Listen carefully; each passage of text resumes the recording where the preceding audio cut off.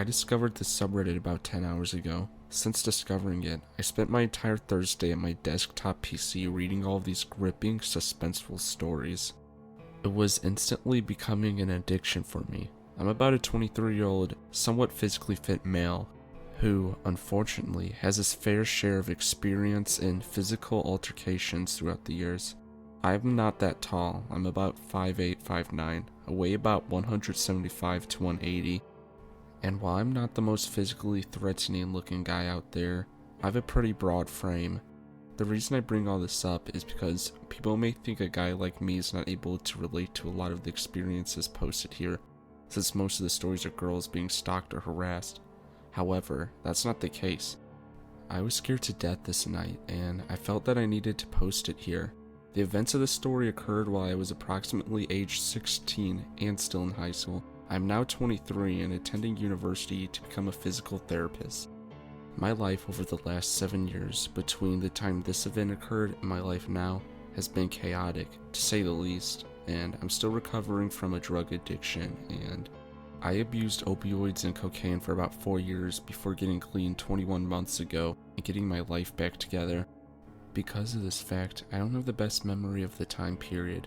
However, I will do my absolute best to recall everything to the finest detail in my mind that I can muster at least.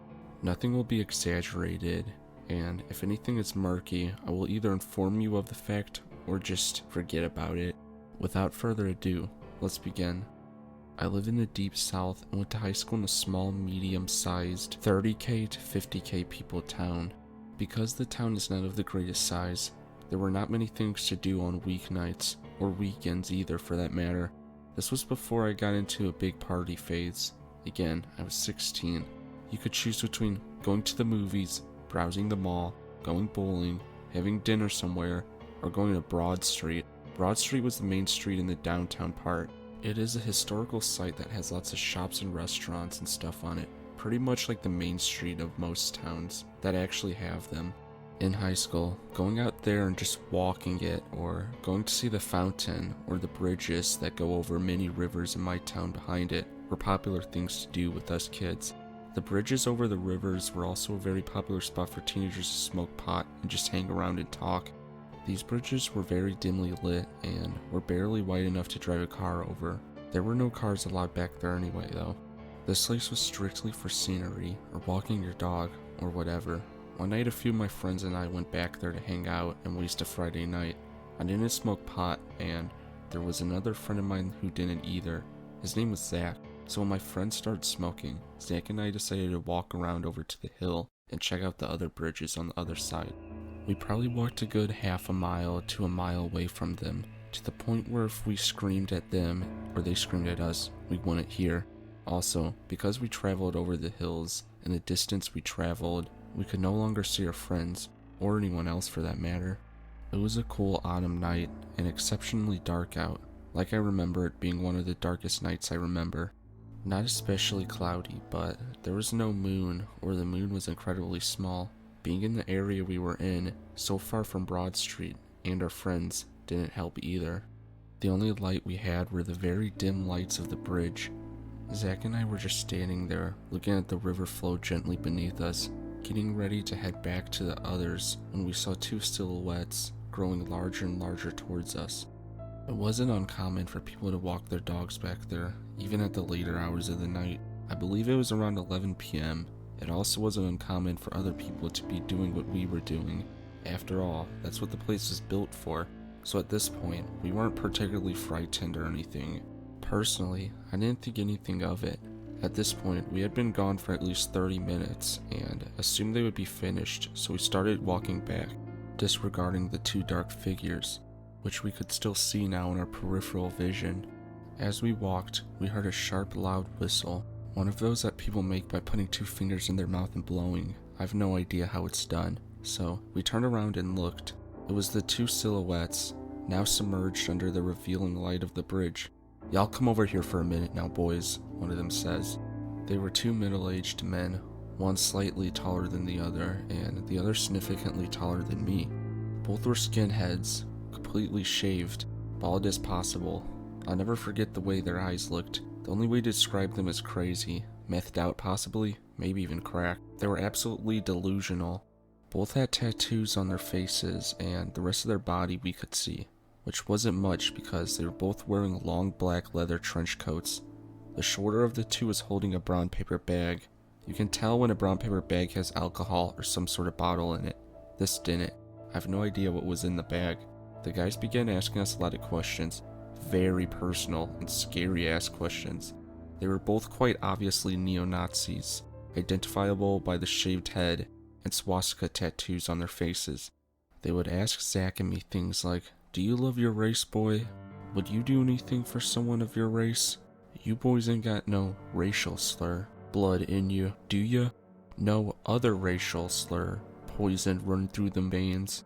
When confronted with a situation like this, the two drug-induced delusional, presumably killers interrogating you, you pretty much tell them what they want to hear. "Yes, sir, I'm proud to be white." "No, sir, everyone in the family for generations has been like me." I noticed that Zach wasn't speaking.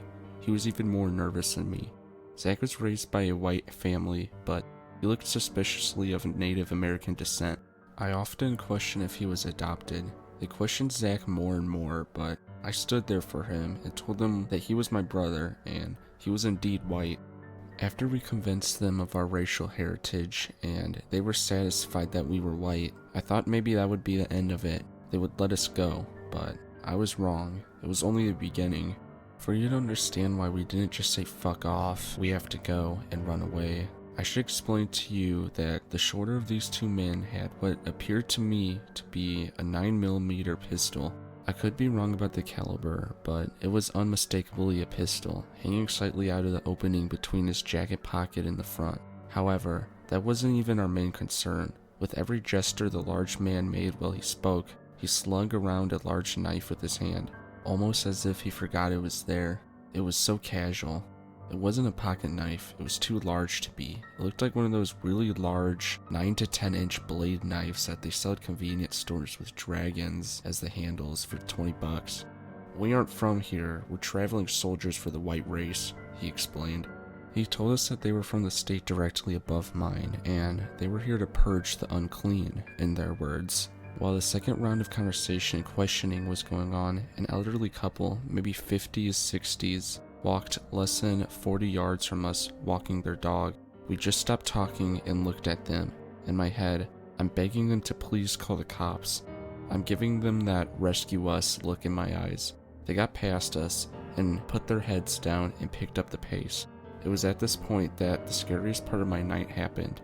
The shorter one took out his gun, casually. He made my friend Zach and I remember this phone number and remember the name of their, quote, army, stating that they had a whole team of snipers with their sights aimed at our heads right now, if we were unable to do so.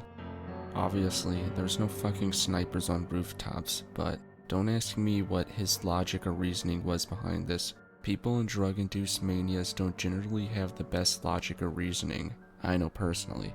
The man said it a couple of times and gave me 30 seconds to memorize the number. It was an out-of-state number, so it was a bit more difficult to naturally memorize, and the name of the terrorist organization was something ridiculously confusing as well. Perhaps it was just the circumstances. It was the scariest 30 seconds of my life. Remember and repeat, live, screw up one number and potentially get shot dead on the spot. Obviously, not by the team of snipers, but there were very real threats standing in front of us. The time's up. I repeated back, praying to a god I don't believe in that it was correct. It was. After repeating it back, they sent us on our way. We immediately took off running back to our friends, who were no longer there because of the amount of time we had been gone. We eventually found them and explained to them what happened, and called the police. They went out and searched the place, but the guys were gone. The number they'd given me didn't exist. Nobody I told about it has heard about their group. As far as I know, nothing came from them being in our town, as I never heard anything else. It was the single most frightening night of my entire life, and that is saying something. So please, racist, ugly, idiotic, scumbag, lower than dirt, neo-Nazi fucks, let's not meet again.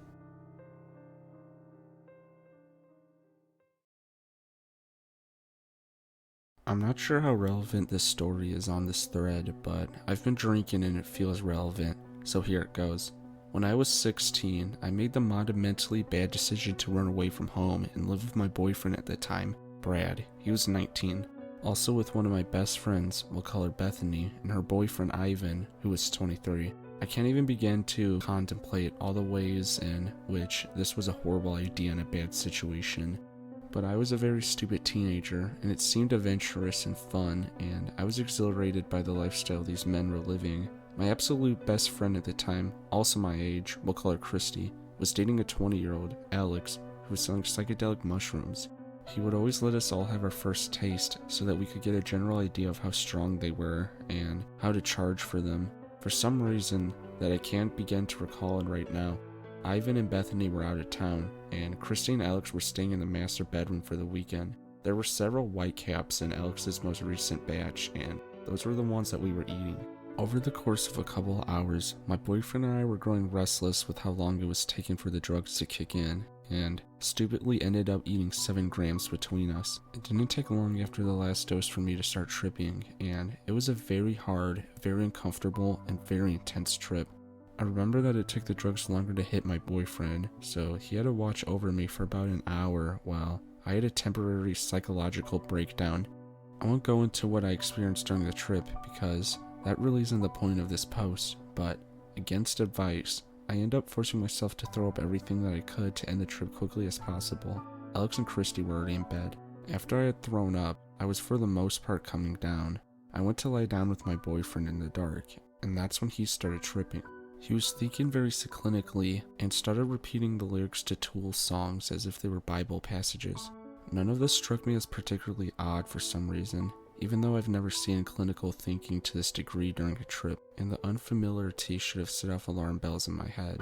Then the scary part started. One minute, I was doing my level best to calm him down and reassure him, and then the next minute, he was on top of me with his head between his hands, trying to break my neck. He didn't try for very long, but I didn't try to run immediately after he'd stopped because I was between him and a wall, and he was much, much larger than me, and I was sure I wouldn't make it. Seeing no other option, I soothed him while I tried to construct an escape. He tried to break my neck twice more before an out presented itself. I had no idea how I survived this because he was absolutely physically capable of doing it. A short time after his third attempt to kill me, he somehow decided that we needed to get married. He picked me up and started to carry me, completely naked, into the bedroom that Alex and Christy were sharing, somehow convinced that one of them could perform legal marriage rites. This was the best opportunity I seen to escape, so I did. Before we got into the bedroom, I fought him like a wild animal, clawing and writhing and screaming like a banshee.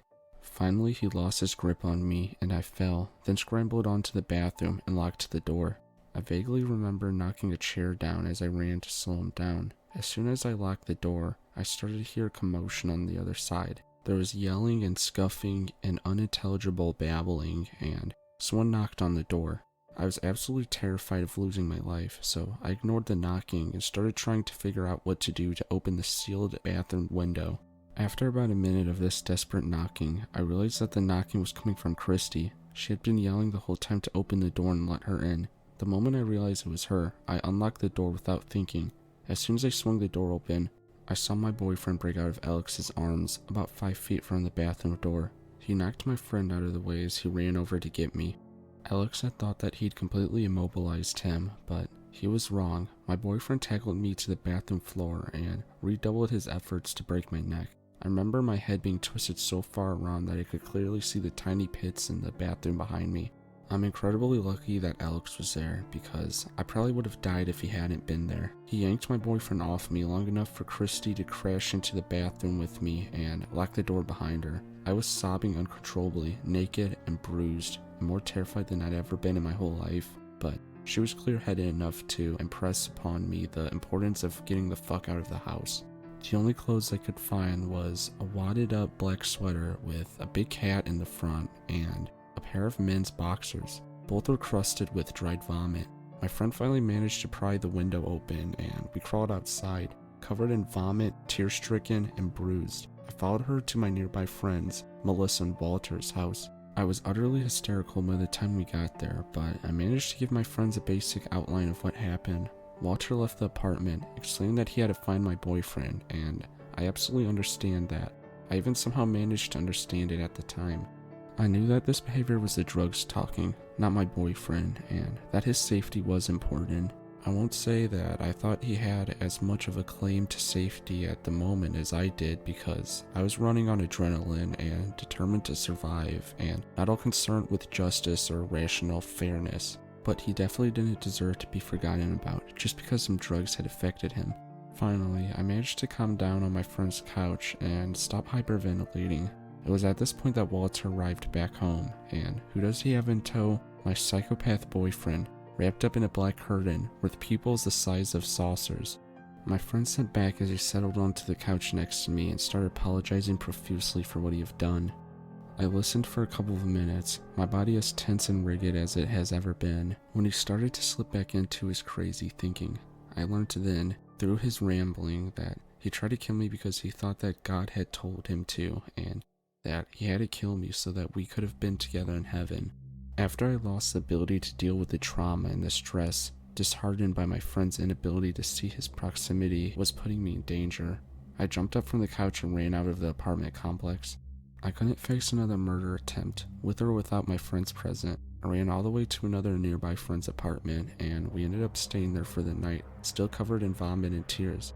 I try not to think about how it's affected my life, but I'm sure it has a very negative impact, and I'll never, ever forget about it.